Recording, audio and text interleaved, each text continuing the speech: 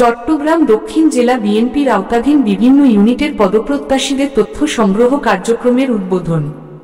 ব্যাপক উৎসাহ উদ্দীপনায় চট্টগ্রাম দক্ষিণ জেলা বিএনপির আওতাধীন বিভিন্ন ইউনিটের পদপ্রত্যাশীদের তথ্য সংগ্রহ কার্যক্রমের উদ্বোধন করা হয় গতকাল 6 জুলাই চট্টগ্রাম নগরীর দোস্ত বিল্ডিং এর দলীয় কার্যালয়ে।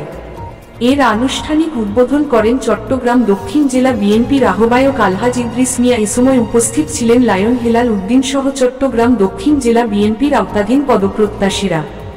বিভিন্ন ইউনিটের চট্টগ্রাম দক্ষিণ জেলা বিএনপির আহ্বায়ক আলহাজ ইদ্রিস মিয়ার নির্দেশনা মোতাবেক চট্টগ্রাম দক্ষিণ জেলা ছাত্রদল নেতৃবৃন্দ সার্বিক সহায়তা নিয়োজিত ছিলেন।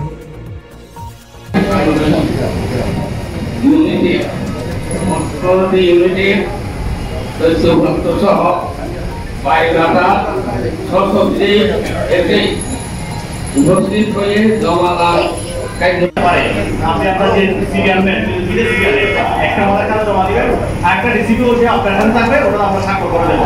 আর কেউ যদি একটা নিয়ে আসে তাহলে এখানে তো অবশ্যই আপনাকে স্বাক্ষর করতে হবে। প্রধান হিসেবে কাজ করেছেন, মামলা হামলা নির্যাতনের শিকার হয়েছেন, তাদেরকে খুঁজে বের করার জন্যই আজকে এই তথ্য উপাত্ত প্রমাণাদি মাধ্যমে জীবন বৃত্তান্ত গ্রহণ করা হয়েছে।